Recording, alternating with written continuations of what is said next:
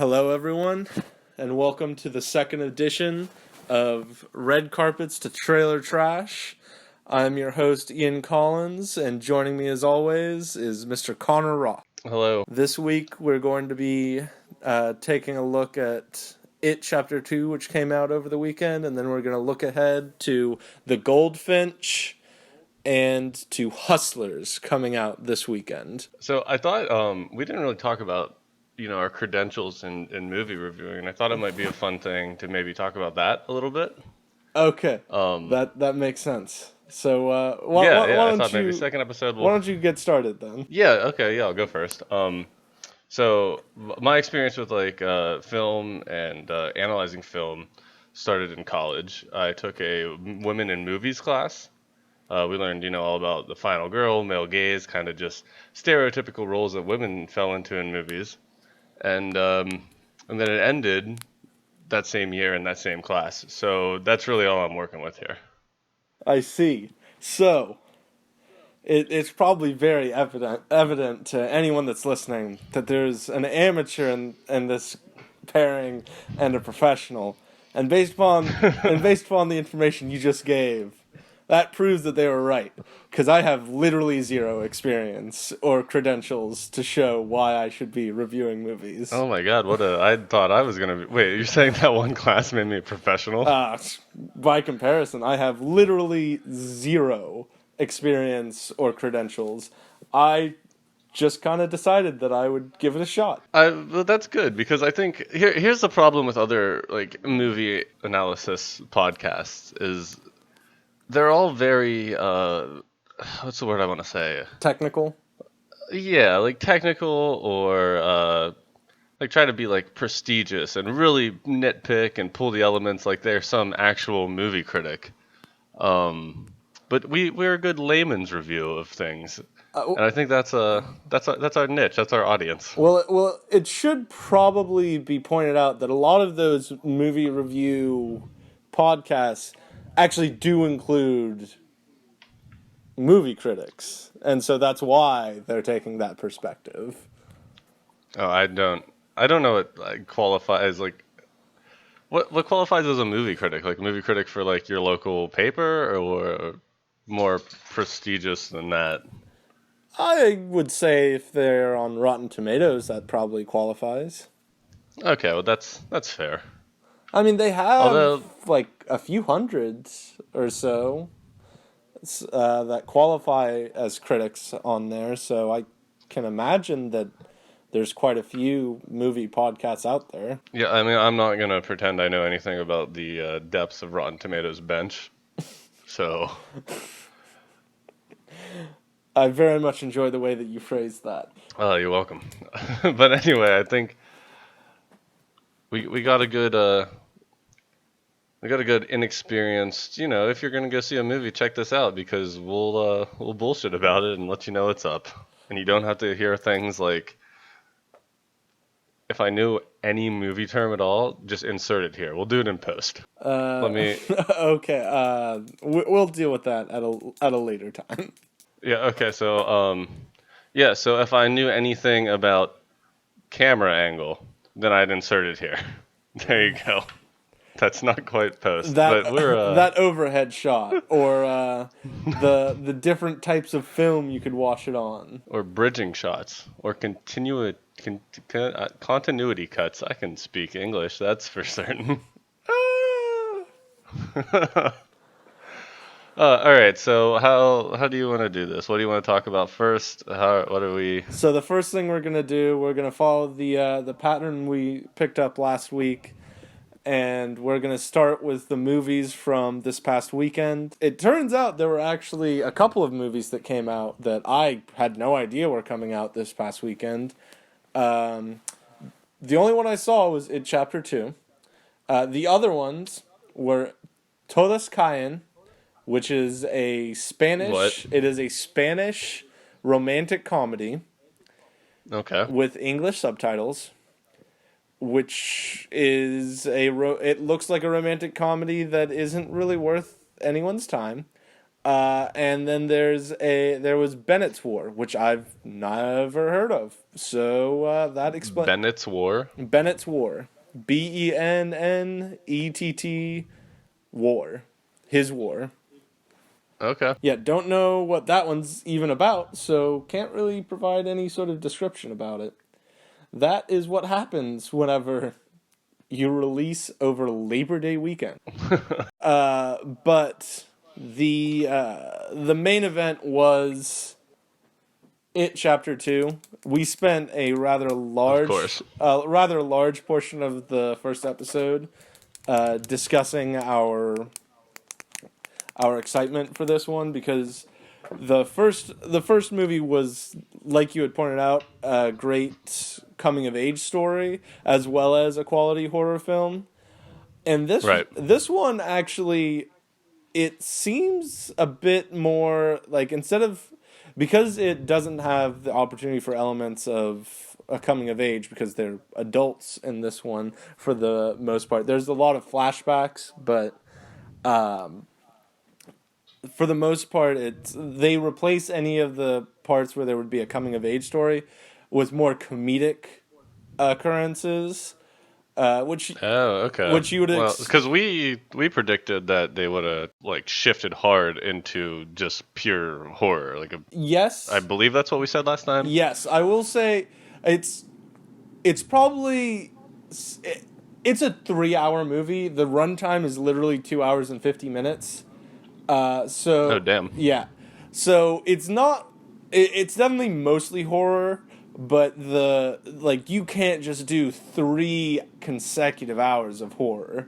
Right. So Yeah. a lot of what Bill Hader does is comedic, as one would expect. Yeah, I think we said that in the last episode. Yeah, and so he has a few just absolutely laugh out loud moments, and there's a few other characters that can get some good laughs off. Eddie Kasprick's character, I don't know who the actor that plays him is, but overall, I'd say that it was a good interspersing of comic relief here and there. So they kept the feel of you're also watching a good story or a quality story.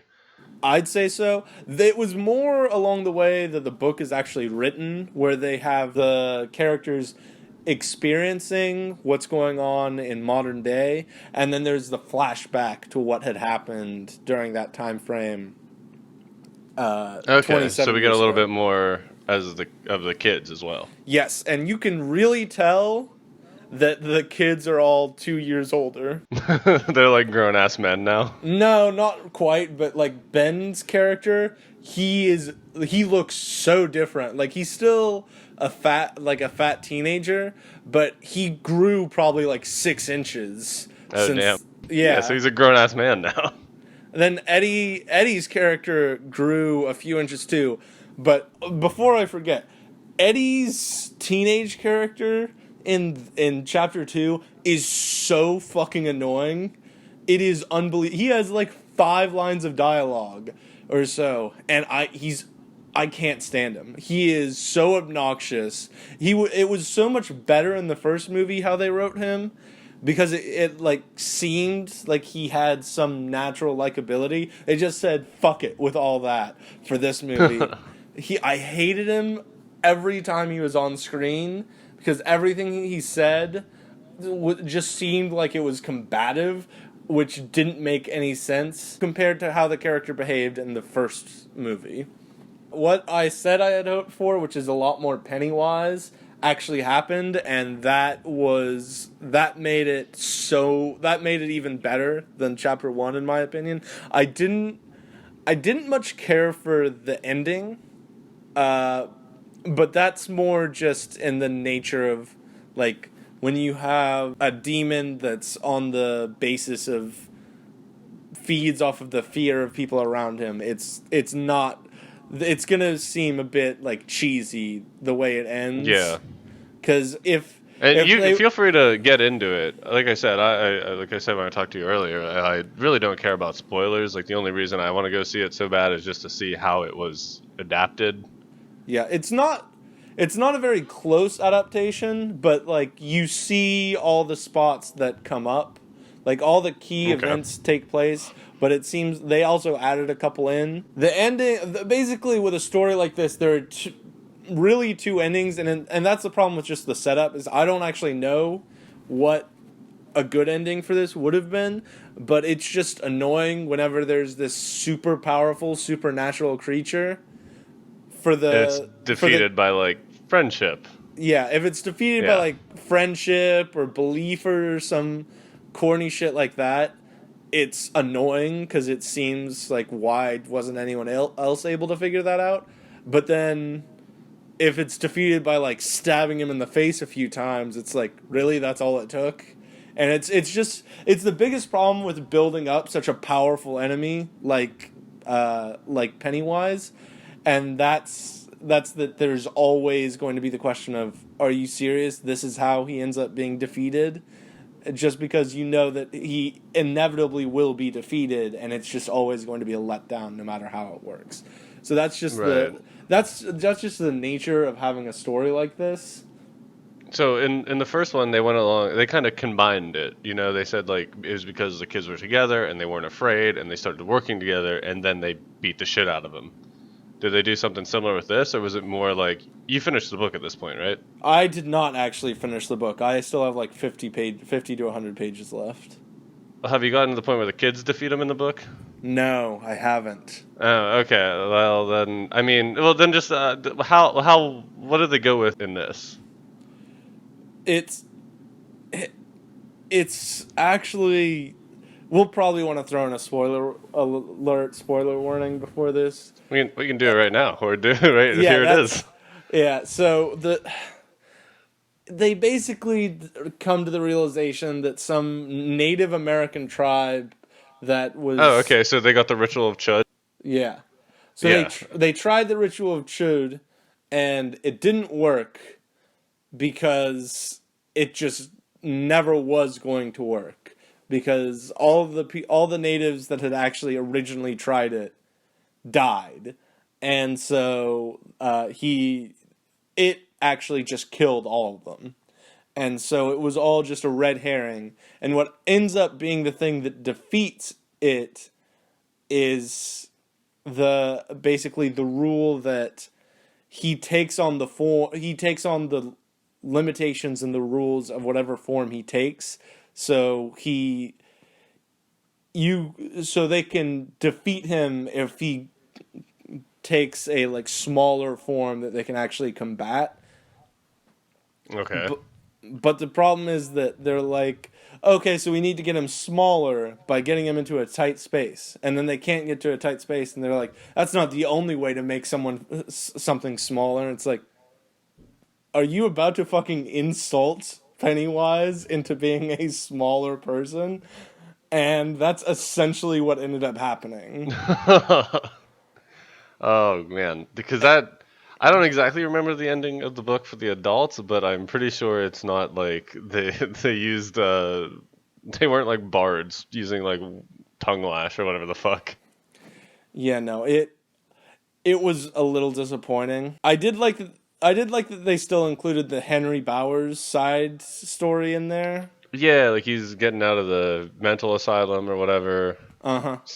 It Pennywise it sends him back to Derry. Yeah, that's a good. Do they have a like the because when he breaks out in the book, he's it helps him in the form of like a guard with a Doberman head or like a Rottweiler head or something like that. Yeah, they didn't do it quite that way. Well, I It was was kind of more excited to that see that. yeah, I was kind of hoping to see how they did it with actual special effects and not the way that they did it in the TV series.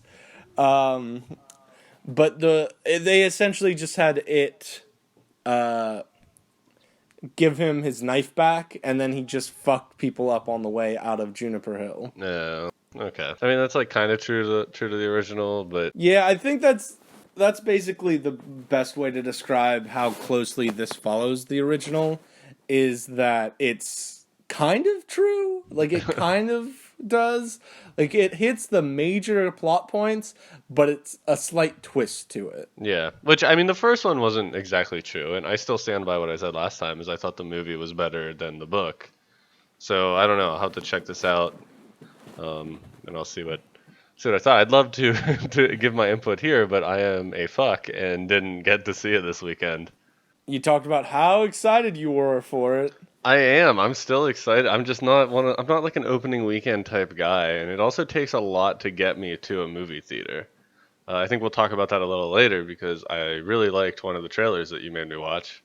I'll give you one shot of which one it was. Oh man, that's a real toughie. But I walked to the movie theater a mile and a half on a sprained knee. You can fuck right Are you off my about that. fucking grandparents telling me how they got to school? What is this bullshit?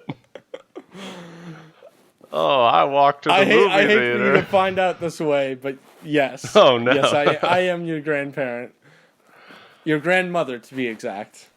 That's interesting. Well, we might have a special episode on unpacking that. Um, We'll save it for therapy. so all in all though, oh wait, actually this is a big question I wanted. The library scene, did it make it and did it translate? It did not make it into the movie. Oh my god, that's the best scene in the book in my opinion. It is, and I was very disappointed about it. They did have some very good scenes to make up for it that weren't in there. Okay. Like I had said though, that I was hoping for more Pennywise, and they gave me more like Pennywise, and it was awesome. It was Bill Skarsgård killed it completely, and I loved every second he was on screen. Did you see that I'm pretty sure this is a real thing, but reportedly like Bill Hader asked him how they did the special effects for the eyes, and then he like Mhm. did it, and he like Bill Hader was real spooked. Well, I mean the first time that the kids in the first one saw him, he was dressed up as Pennywise and like doing the smile that he does in the grate with Georgie, and all the kids were terrified of him for like the first 2 weeks of filming. Well, yeah, I could see it. It's a terrifying. But so when you say that like you get more Pennywise, it's more how you wanted it, like of him just kind of interacting with things, not trying to necessarily chase him down, kill him, jump scare him immediately, but just being there in a more creepy, unsettling fashion. Yeah, well, he's actually like talking to the characters in a few of the instances. Okay. The scene with Bill Hader, he's actually talking to Bill Hader's character. He the ending, like the culmination with the ritual of Chud, he's taunting them. Like there's a lot of stuff that just starts taking place throughout. And also the monsters they did in this were also super creepy, and it wasn't stuff that was off screen as much, like the door that has people on fire behind it. So it was a lot more like in your face. Did it take the spider form? Yes. Oh, good. I'm glad they got that.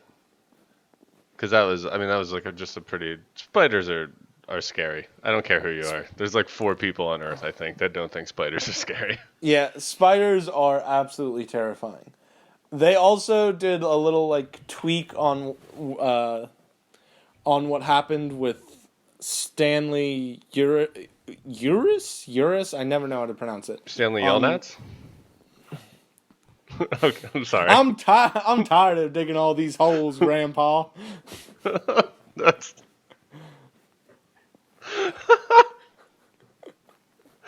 Oh my god, that's not even close to a line from the movie or the book. Yeah, it is. What? Who's he called Grandpa? No, he doesn't do that. It's from the movie. It's the warden is out in the sun with her grandfather who's digging holes, and she's like a teenager, like an 11 or 12 year old, and Okay, yeah. I she looks at him and says, "I'm tired of digging all these holes, Grandpa." He says, "Well, that's too damn bad." Man, that was Sigourney Weaver, wasn't it? I think it was. Wow, I What a forgot about that. star-studded cast.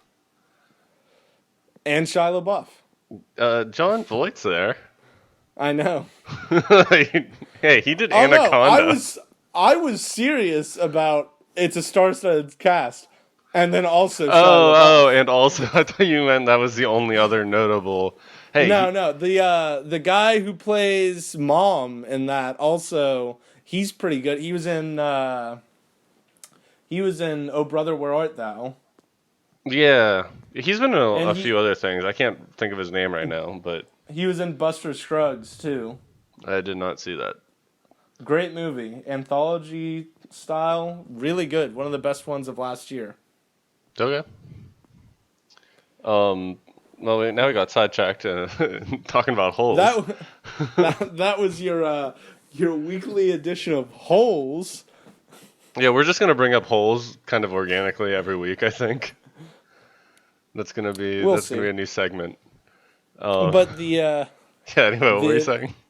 there were like with the flashbacks that take place, just about everybody has a flashback where they had encountered the clown during that little gap between when they had that fight at the end of July and when they got back together to fight it in August. Okay.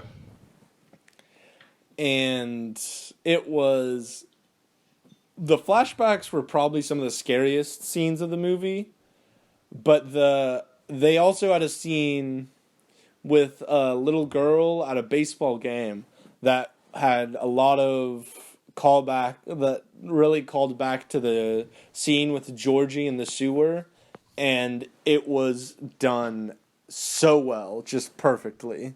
There was like an actual exchange that takes place between the little girl and Pennywise, and it's like an extended like it's a solid 5 to 10 minutes of screen time. I gotta say, you're Really really built making me wish I would have I would have went and see this. I'm still excited. really builds the tension. Oh yeah, no, this is the best horror movie all year, and I don't see anything beating it in the next couple months, because we're basically gearing up for Oscar season in a month or two, and so all the good horror movies usually come out during the summer. I mean, a lot gear. Well, maybe they're like the cheaper ones, or like the more B horror movies that come out during October. Because around Halloween, you always get like a batch of them. But I mean, I don't know anything that's coming out. Like, and I usually keep horror kind of on my radar. Yeah, I'm not really sure. Well, with that extended silence, we're gonna move on to the looking forward to next week. Well, let's. Do we want And to rate them now or rate them at the end?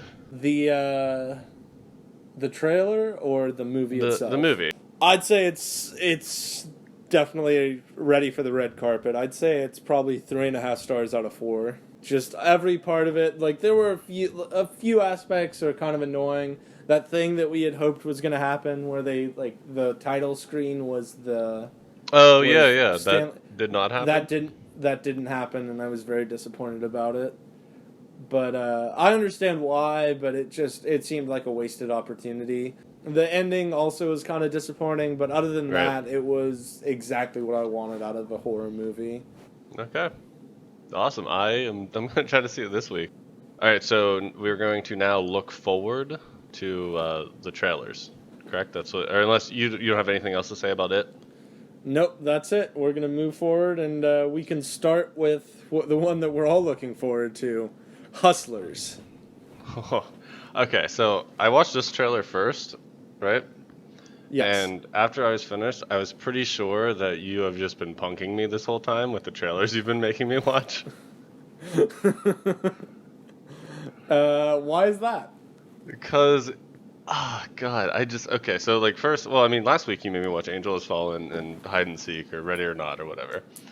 And then this one just like I get its appeal as a movie. You do? I get no, okay. I don't, but you. All right, well then yeah, we'll talk. Like I get why someone could maybe want to watch it because it seems you got some powerful female leads taking down Wall Street in like kind of like a I don't want to say like a feel good type way, but like a badass. Like that's how the trailer's portrayed. Is like look how badass all these women are fucking with these Wall Street guys. Which I'm guessing I'll do like a 5 second summary of the plot here. I'm guessing that it's a bunch of strippers who get their patrons drunk and then steal from them. And then eventually something goes awry. I don't know if they accidentally kill a guy or if they just like get like the somebody gets onto him, like the IRS gets onto him or something. But then things start to fall apart. That's how it looks to me, and I Oh I wait, have you don't. not seen this yet? Oh shit, yeah, I forgot we're doing it. We're looking ahead, yeah. I thought you knew things about this. Okay, but yeah, No, yeah, go no, no, ahead. no. That's how we start the podcast, Connor. I realize this is the second episode, but I'd like to think that you paid attention to This the is a first half of it. podcast. I hate Sorry, go you. ahead. So everything you said is definitely what the appeal is supposed to be, but essentially all that I saw is a bunch of strippers doing their job, and that's oh no, a bunch of strippers are trying to get a bunch of rich guys to spend all their money at the strip club. So you mean like the actual business model for a strip club? That is what this movie is about. But apparently they do it in a way that's not fair, or It seems it's like they do morally it. wrong. Yeah, it seems like they do it behind like the club owner's back. Because there's a scene in one of the movies where he takes like his like 40 or 60% cut, whatever it is, of like their tips. So I guess they're getting this money and putting it elsewhere. Like it's not going through the club, and that's why it's bad. I don't know. I really don't understand the plot of this movie. Is it basically that they go out like in a predatory sense and get people to come to the strip club on their days off so that they sort of just build each other up? I didn't get that, but maybe I don't know. I'd assume. But I'm trying to come up with a reason why this would be worth watching besides the fact that you get to see like a half dozen super attractive women that are scantily clad throughout the movie. Oh yeah, I'm not saying that I guess so there's a difference between accepting and understanding. And I accept that this has appeal, but I don't understand it. Maybe that's how I should have phrased it. Are you? I We're about to find out when we see the box office numbers for it, but I think that this is not going to have a lot of appeal. Oh no, I mean like I think it's a very very small group of people who will go see it. Like I don't get me wrong. I don't think it's going to do well at all. But who knows? I could be wrong. Some takeaways is Cardi B and Jennifer Lopez are in the same movie. What happened? Um, that's a great question. Which first of all, I didn't know Cardi B even was an actress. She isn't. Okay, well that makes sense. That's This on is that's on brand for this movie. I believe this is her first movie that she's ever been in. I could be incorrect about that, but I'm not about to effort it because why the fuck would I give a shit what other movies Cardi B was in? Second, it's nice to see she took some time from feuding with that group of 10-year-old rappers to make a movie. Hold on a second. We're taking a quick left turn on this little tangent. What? Have you not heard of that? There's like No. there's like quadruplet 10-year-old rappers. They released a diss track about Cardi B. Uh huh. And then she took to Instagram or some like Snapchat Live or some like live thing, um, and just went off on these four kids who like are a rap group who have like code names. Like one of them's name's like Hollywood. It's like V Nation or like Z Nation or something. I Um, see. yeah, so Well, she's I'm glad that's that her latest feud. I'm glad Cardi B was able to find someone on the same intellectual level as herself. Yeah, I mean, I think she lost. I'm pretty sure she lost. She responded to 10-year-olds. Of course she lost. And the fact that she was participating indicated that she had lost. She did come out later and said like some like line about like no, I wasn't talking specifically about them. I was talking about all the trash talkers or I don't know, some like She backpedaled real quick, but she was fighting with 10-year-olds. I mean, this is also like a date rapist, so Yeah, I forgot about that. That's a thing that happened. No, she didn't date rape people. She would drug people and then rob them. oh yeah, okay, you're right. I'm sorry, I misspoke. I mean, Yeah, don't attack her character like that.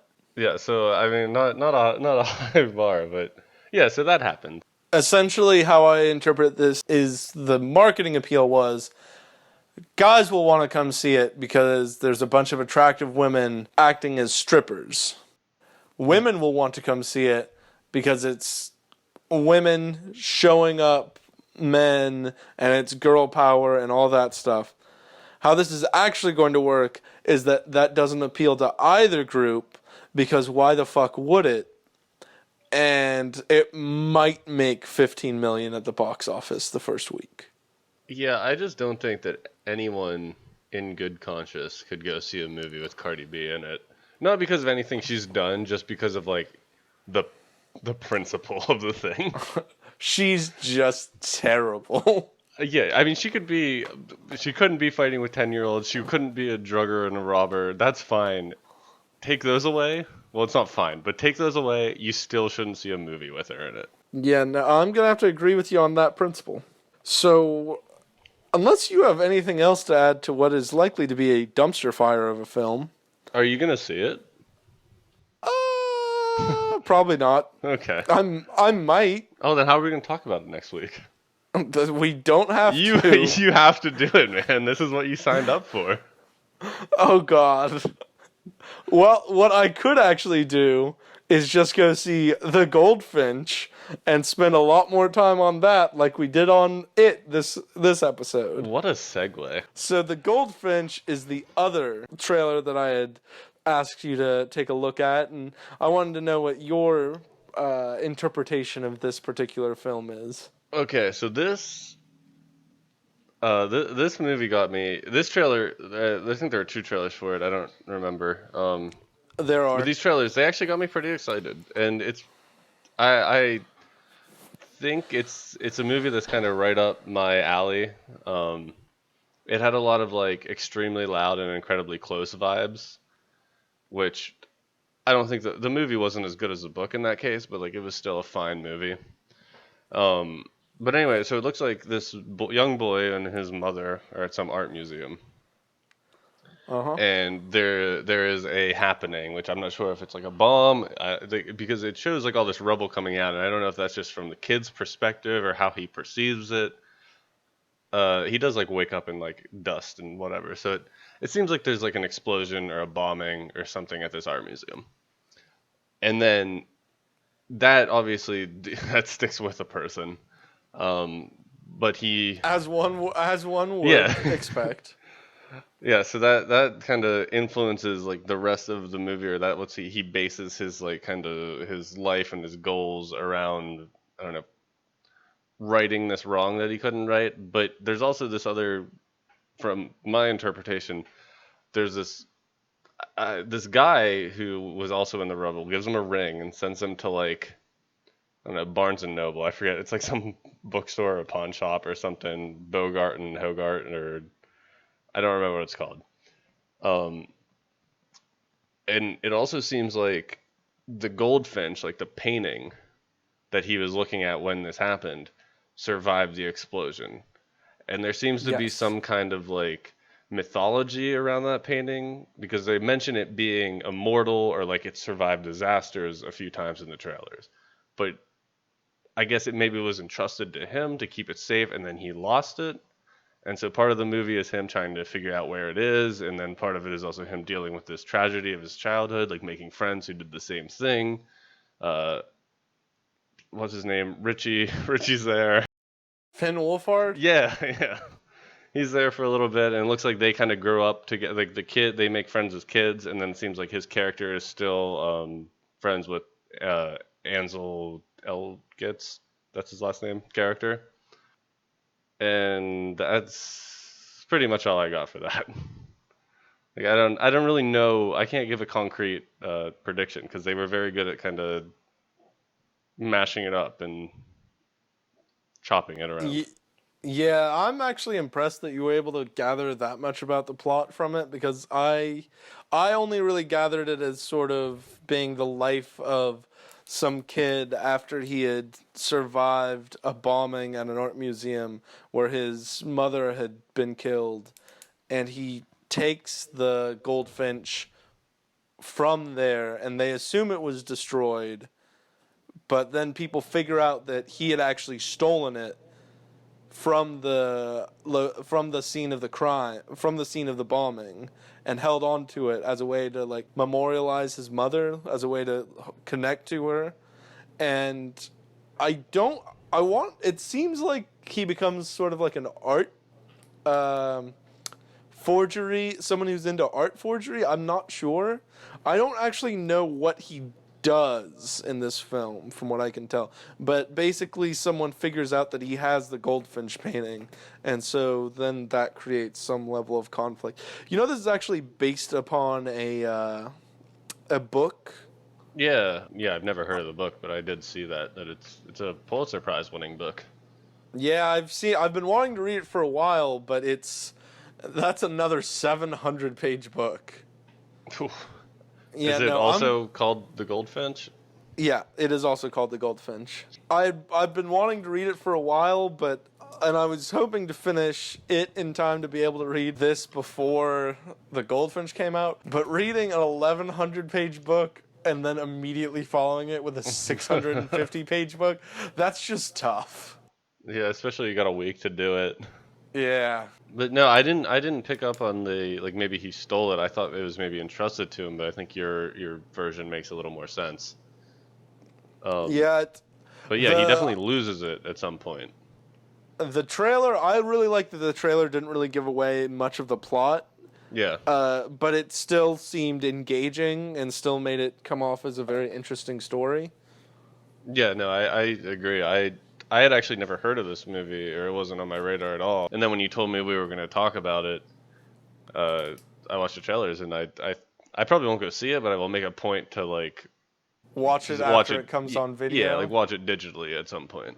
You'll be sure to torrent this video. Yeah, oh yeah, I'm This gonna movie. illegally download it. I'm a pirate. That I mean, I don't have a whole lot more to say about it. I think it looks good. I think it has a lot of potential. Like I said, I had equated it to extremely loud, incredibly close. Just like sort of the story of a child trying to like cope with a disaster in some kind of unique way. Like in that movie, it was a scavenger hunt from his dad or whatever slash book. And this one, it's the Goldfinch. Yeah, this movie it has all the makings of coming off as what should be a really good movie, and I feel like it's gonna just fall a little short. I think that what you're saying is probably accurate. Where it's not gonna be a bad movie, but I feel like it just from the trailer and past experiences with book adaptations, it's going to be, even it having not read the book, it's going to be one of those films where they missed some solid opportunities. Yeah, that makes sense. And they'll have to mash a lot together to fit it into one movie, Yeah, that's the concern I have. which I think that's a fair concern. But it'll still definitely be way better than Hustlers. Yeah. It's so depressing knowing that Hustlers is probably going to end up making like $80 million and the Goldfinch might make like 10 million because that's just the world we live in. That that's oh, that's sad, but that's true. Yeah. Well, I was just reminded of the quote earlier listening to a podcast that democracy is the belief is the system in which people know what they want and it should be given to them good and hard. Wait, what? Essentially saying that people are stupid and don't know what's best for them. Yeah, no. So they may want it, but it's not gonna go well. Yeah, and that's how you get hustlers. Yep, and that is your weekly dose of politics. Branch into some political stuff here. There's a bombing in Goldfinch. Is Yeah, that political? we'll find out. I didn't hear them scream beforehand. That's getting cut. No, it probably won't. It's gonna just me saying that's getting cut, and then